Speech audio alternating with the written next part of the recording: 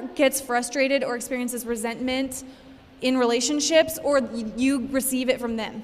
They seem frustrated with you, or they resent you. Okay, so this ingredient is going to help with that. And that is really around having clear agreements. And this isn't something that many of us are taught how to do. It is not mainstream to be talking about this when we enter into a relationship. All right, their husband, or actually early on dating, I'd like to sit down with you and set agreements. Oh. It's not as sexy early on, is it? No. It's imperative. Because what happens when you don't have agreements is that leads to lack of agreements leads to unmet expectations. And when your expectations are unmet, don't you feel very disappointed? And as human beings, we naturally always create expectations. It's a human being thing. We can't escape it. And if you try to say, oh, I don't have expectations of people, you do. They just look different. That's different. Expectations, not having expectations of people.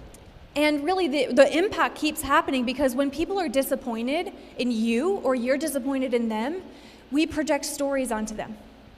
When we're disappointed because our partner doesn't take out the trash, what I'm actually projecting onto Aaron is he doesn't care. That's the story I'm making up. And that's what happens. So you could look at with your clients. You could look at with your partner, with your spouse, with even family members, your brothers, your parents.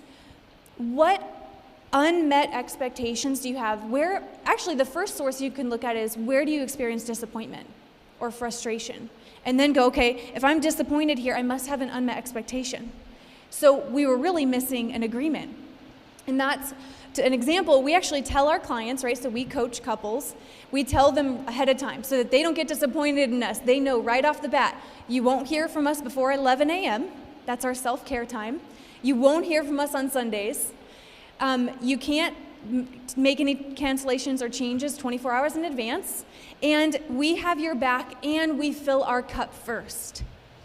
So our clients know that if we don't respond to them within 10 minutes, it's because we're doing self-care time or our phone's off. Then they're not projecting expectations. And Aaron and I learned that early on with each other, for sure, setting those agreements, and especially in our business. And even as we build our team, very clear expectations. Hey, can I count on you to respond within 24 hours?